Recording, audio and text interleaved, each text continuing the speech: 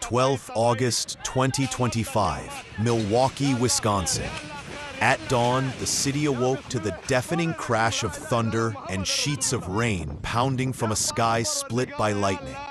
Within hours, relentless thunderstorms had turned familiar streets into raging rivers, sweeping away anything in their path. Murky floodwaters swallowed front yards and crept into homes, while the first wail of emergency sirens cut through the chaos.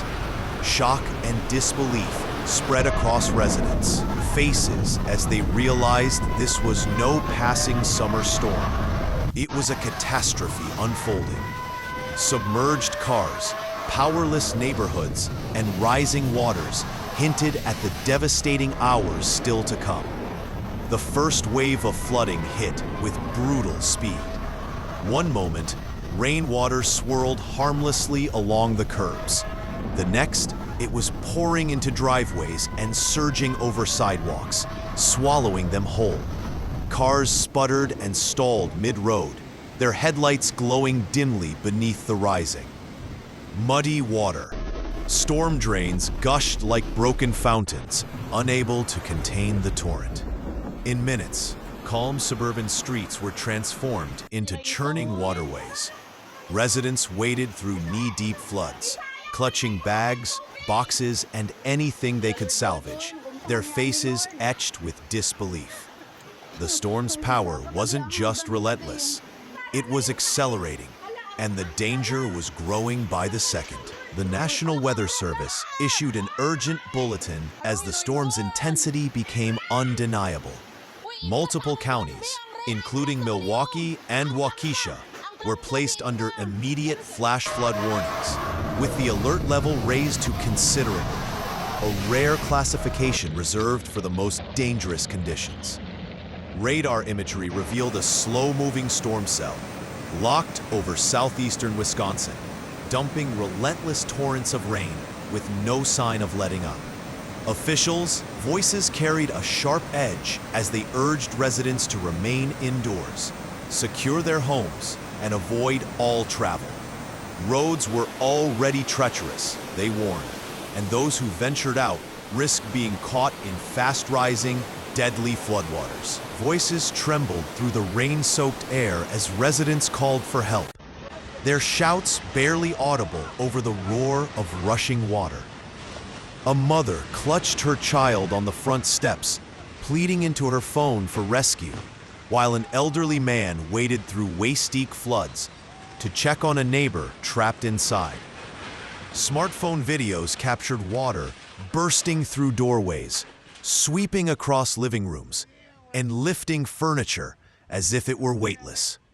In every clip, the fear was raw, the disbelief of watching years of memories float away. These weren't just scenes of destruction. They were moments of lives being upended in real time. Milwaukee's busiest urban streets had transformed into raging, debris-filled rivers, churning between high-rises and sweeping past stranded vehicles. In Waukesha, low-lying neighborhoods lay completely submerged, their neat rows of homes reduced to isolated islands in a muddy sea. Small creeks that once meandered quietly through parks had swelled far beyond their banks, surging into nearby houses and drowning storefronts in murky water. From the air, the devastation was staggering. Blocks upon blocks swallowed whole, with only rooftops and the occasional treetop breaking the endless expanse. The scale of the flooding made clear.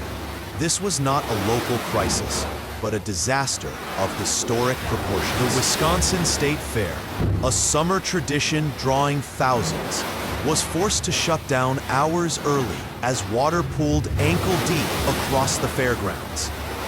Midway rides stood motionless, their lights reflecting off expanding puddles, while food stalls hastily shuttered against the wind and rain. Concerts, sports games, and community events across Milwaukee and surrounding counties were abruptly canceled, leaving disappointed crowds scrambling for shelter.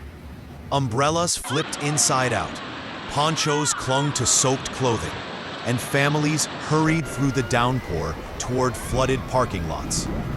These closures underscored the storm's reach, not just destroying property, but unraveling the very fabric of daily life in Wisconsin. Major highways and key intersections disappeared beneath several feet of fast-moving water, erasing familiar routes in a matter of hours. Traffic camera feeds showed eerie still frames of stalled vehicles, hazard lights blinking dimly in the downpour, while stranded drivers clung to their car roofs awaiting rescue. Across the city, emergency crews deployed boats and high-clearance trucks, navigating what were once busy streets, now transformed into dangerous waterways. With underpasses completely submerged and bridges blocked by debris, transportation came to a standstill. Entire neighborhoods were effectively cut off, leaving residents isolated and dependent on rescue teams for even the most basic needs. Basements across Milwaukee and Waukesha filled with foul, debris-laden floodwater, swallowing furniture, appliances, and storage boxes in minutes. In many homes, the water climbed to the ground floor, soaking carpets, warping walls, and threatening electrical systems. The surge proved too much for the city's infrastructure. Transformers sparked, hissed, and failed, plunging thousands of residents into darkness. Without power, sump pumps fell silent, allowing water to rise even faster. Utility crews battled through the night in driving rain and unstable conditions, wading through flooded streets and working by flashlight to restore electricity, knowing every hour without it meant deeper damage for countless homes. Lightning strikes split the sky with terrifying precision, injuring several residents and sending them to overcrowded emergency rooms. In neighborhoods already drowning, electrical shorts sparked sudden fires, forcing firefighters to battle both flames and floodwaters at once. Ambulances struggled to reach patients as streets vanished under swirling currents, delaying treatment for heart attacks, injuries, and other urgent medical crises. The emotional toll was equally severe. Funerals halted mid-service as water surged into cemeteries, mourners scattering in shock and grief. These moments revealed the deeper truth of the disaster. The flooding was not just a physical catastrophe, but a chain reaction of human suffering. The Kinnickinnic River, swollen far beyond its banks, roared into nearby neighborhoods with unstoppable force. Water poured down streets in rushing waves, leaving residents with only minutes to flee.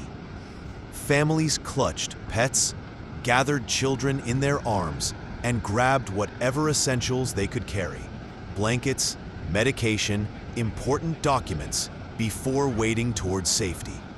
Sirens wailed in the background, echoing off flooded houses as rescue teams moved door to door, shouting for people to evacuate immediately. In some areas, the current was so strong that residents had to be pulled to higher ground by rope. Every moment carried a clear message: stay and risk everything. Meteorologists explain this devastating flood as the result of training storm cells, thunderstorms that repeatedly passed over the same areas, dumping several inches of rain per hour. This relentless downpour overwhelmed natural drainage, while urban infrastructure, concrete, asphalt, and compacted soil prevented water from soaking into the ground. Compounding the crisis, recent heavy rains had already saturated the soil and swollen rivers, causing waterways to rise faster and flood more intensely than usual. Together, these factors created a perfect storm, turning Milwaukee and surrounding communities